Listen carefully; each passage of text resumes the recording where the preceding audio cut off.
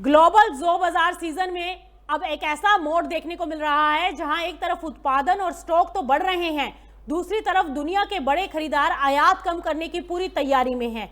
ऐसे में सवाल उठ रहा है कि आखिर जौ के भाव किस दिशा में जाएंगे। आपको बता दें कि एक प्राइवेट इंटरनेशनल एजेंसी की रिपोर्ट के मुताबिक 2026-27 सीजन में दुनिया का जौ उत्पादन बढ़ सकता है और बढ़कर 155 मिलियन टन पहुंच सकता है। तो वहीं शुरुआती स्टॉक भी बढ़कर 21.3 मिलियन टन रहने का अनुमान है। लेकिन बाजार पर दबाव इसलिए है क्योंकि तुर्की, चीन और ईरान जैसे बड़े आयातक देशों की खरीद कमजोर पड़ सकती है। इससे ग्लोबल ट्रेड फ्लो पर असर पड़ने की उम्मीद है। हालांकि बाजार में बड़ी गिरावट की कोई संभावना नहीं है।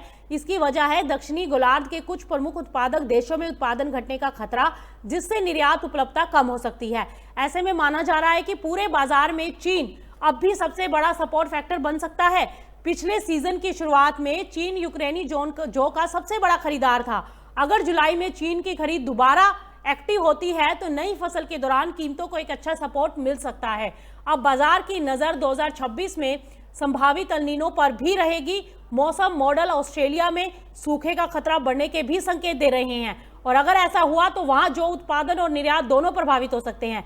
और ऐसी स्थिति में एशिया और मिडिल ईस्ट बाजारों में यूक्रेन और ब्लैक सी क्षेत्र के जौ की अहमियत और बढ़ सकती है।